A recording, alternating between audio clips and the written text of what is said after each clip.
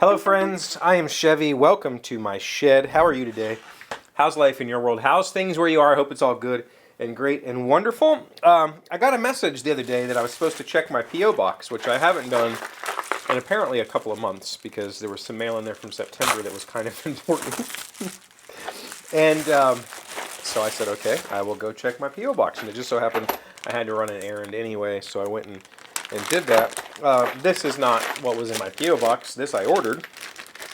These are the replacement, the correct, and I shouldn't say the replacement, these are the correct size furniture bolts for the table. When I ordered them, I ordered 1.5 inches, which is 1/4 inch too long. You're supposed to order these 1 1/4 inches. So,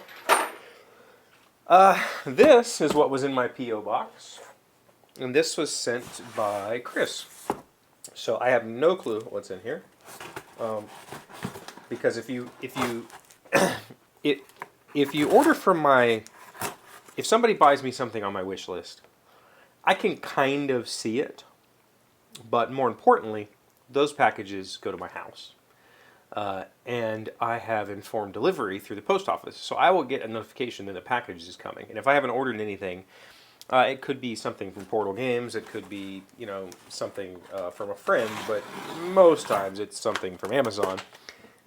And there's a way for me to see if somebody's bought me something. I don't. I just don't look. If I don't know where it's coming from, and I check on USPS and it says it's coming from Amazon, I don't go look at the wish list. But this came to the P.O. box, which means it either wasn't on my wish list or it was something else, and Chris ordered it. And shipped it. So let's see what's in here. I'm curious because we just had a discussion the other day about this and about the time that I cried on camera. Oh wow, the time I cried on camera when we bought the knives. Check this out. Look at this. It's a little Pac-Man My Arcade. How awesome is that? I want to show you something. What does it say? There's a note from Chris that says, a silly little random gift that I hope makes you smile and cheers you up a bit from Chris. Yeah, absolutely. This is... So, when I was a kid, I was old enough to remember Pac-Man in the arcade. But only because at my local Pizza Hut, they had a Mrs. Pac-Man. And it was one of the, tabletop arcades. I don't know if anybody remembers those. They were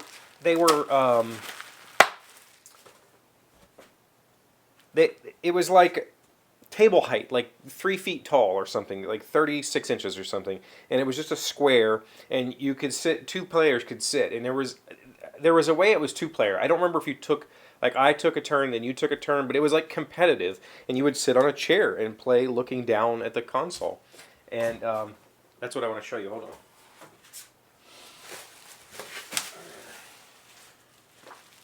So I loved that game. That was absolutely one of my favorite reasons to go to Pizza Hut, because if we're going to be honest with each other, their pizza is terrible. So I have something here that it's been up there for a very long time, that I need to do something with, and I will show you as soon as I can get it out of this packaging.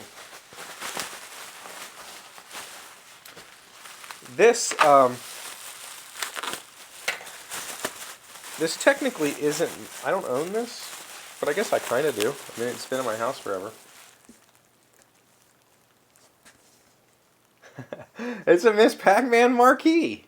I didn't buy this. My friend Chris bought this years ago, and the intention was for us to build a light box for this. I actually have this one, and I have my other absolute favorite game ever, Street Fighter 2, that I need to build marquees for. The intent was, I think this was going to go to his brother, because his brother was a huge Miss Pac-Man fan, and he wanted me to kind of design a top of an arcade cabinet like this, where the marquee used to sit up there and make it sit so it looked like the top of a cabinet. And we just never got around to it, and then Chris moved away. And I don't remember it being this I hope that didn't happen because we've stored it for so long. But anyway, the point is, they've been sitting up here for years. I was present when he bought these. It was at a little convention here locally. And I've just never done anything with them. I need to get some T-track. Like, they make this stuff where you basically put, if you ever look at the edge of an arcade cabinet, it's plywood. It's just a piece of plywood. And you cut a narrow groove in the middle of that piece of plywood, and you get what's called T-molding, and it snaps in there, and it gives it that nice plastic edge that's down the front of an arcade cabinet. I need to get some, because that was the next phase of this project, was getting that stuff so that I could build the cabinets tops to put these in. And we just never got around to it. And then Chris moved away. He moved away years ago, and I haven't seen him for a long time. And I need to see what he wants me to do with these, because I would like to build that for him. And maybe it's many years too late, but maybe he would still appreciate having those, and it would be a fun little project to make, and maybe even film, because I think this would be one of those neat little things that, if you can find these old marquees, it would be a neat little project to make. So anyway, this is an awesome little gift, because I loved Pac-Man as a kid. I had Pac-Man on my Atari. I had Pac-Man. They had a Pac-Man handheld, which, by the way, this is even this week, Friday, is the release of the Nintendo Legend of Zelda Game & Watch. And I am super excited. I'm ridiculously excited for this stupid little thing.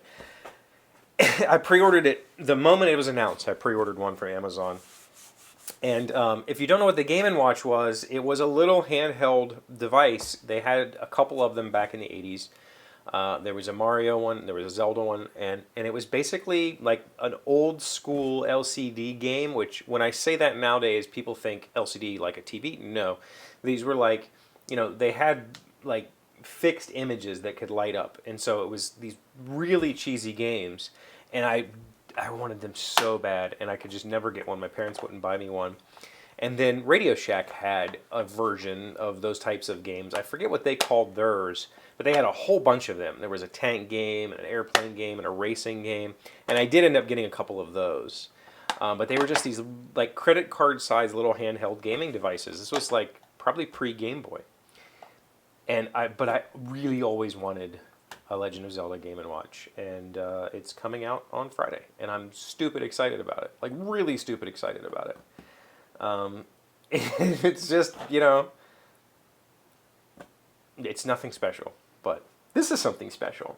I've looked at these a lot, and I've just never pulled the trigger on one, because this is one of those gifts that's like, I want it, but I'm not going to buy it myself, but now that I have it, it's going to go on display in my living room. So thank you, Chris. Thank you very much for that. That's really special. Thank you.